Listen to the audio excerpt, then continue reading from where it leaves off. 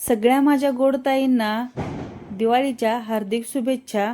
तर आपल्याला कमेंटमध्ये श्री लक्ष्मी माता प्रसन्न असे लिहायचे आहे आणि संपूर्ण व्हिडिओ तुम्हाला पाहायचा आहे।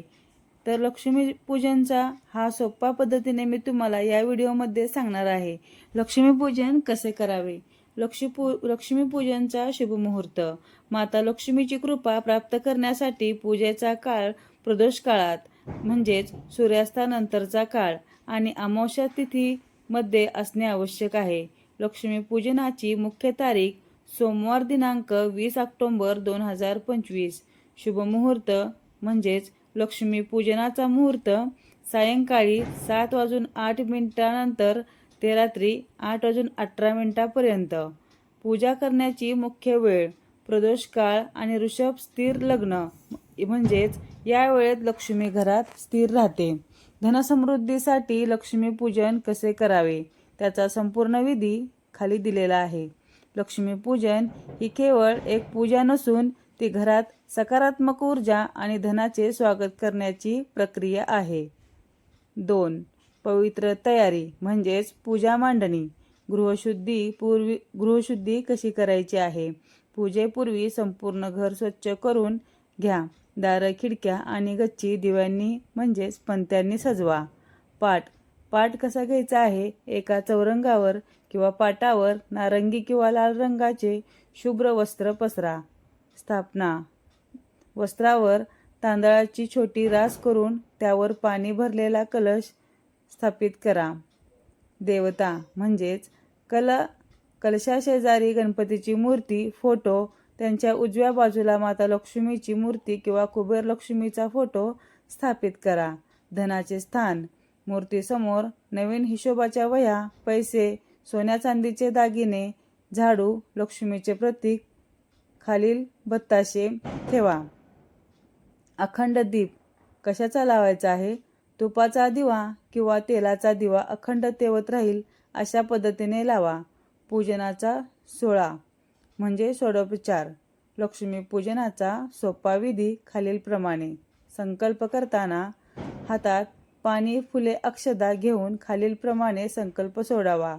आज मी म्हणजेच आपले नाव, तिथीचे नाव, उदा कार्तिक कृष्ण अमावस्या तिथीला शुभ मुहूर्तावर धन, आरोग्य, सुखशांती आणि ऐश्वर्य प्राप्तीसाठी श्री महालक्ष्मी आणि श्री गणेशाची यथोचित पूजन करण्याचा संकल्प करत आहे असे म्हणायचे आहे आणि संकल्प करायचा आहे। 3. गणेश पूजन म्हणजेच प्रथम पूज्य। सर्वप्रथम गणपती बाप्पांना हळद, कुंकू, अक्षदा, दुर्वा, फुले अर्पण करून ओम गणपतये नमः चा जप करावा।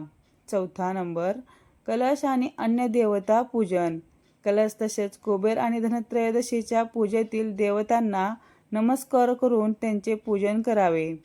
5. महालक्ष्मीचे षोडोपचार पूजन कसे करावे। देवीला स्नान, पंचामृत आणि नंतर शुद्ध पाण्याने स्नान घालावे। देवीसाठी वस्त्र, गंध, वस्त्र, हळद, कुंकू, चंदन, अत्तर अर्पण करावे। देवीला फुलं कोणती द्यावी। देवीला कमळाचे फूल किंवा अन्य शुभ्र फुले व हार अर्पण करावेत। मंत्र कोणता म्हणायचा आहे तर देवीसाठी मंत्र म्हणायचा आहे ओम महालक्ष्मी नमः।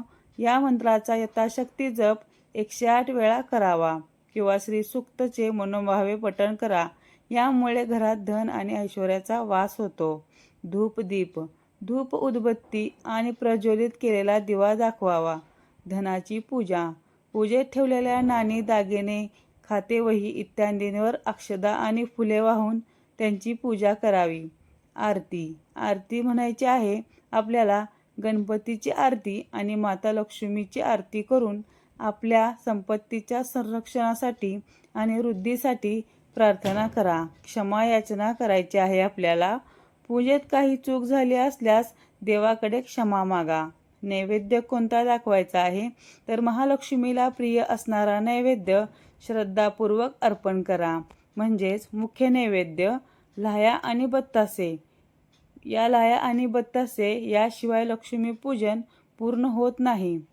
तसेच तुमच्या घरी बनवलेला दिवाळीचा फराळ जो असेल तो देवीला नैवेद्य म्हणून दाखवावा। फळे केळी आणि अन्य हंगामी फळे पण ठेवू शकता. तर अशा पद्धतीने तुम्हाला व्हिडिओ आवडला असेल तर लाईक करा, शेअर करा आणि सबस्क्राईब करायला विसरू नका. धन्यवाद मैत्रिणींनो. तुम्ही पूर्ण व्हिडिओ बघितला असेल किंवा प्रथम तुम्ही श्री लक्ष्मी माता प्रसन्न असे लिहिले नसेल कमेंटमध्ये तर तुम्ही आत्ता सुद्धा लिहू शकता. धन्यवाद.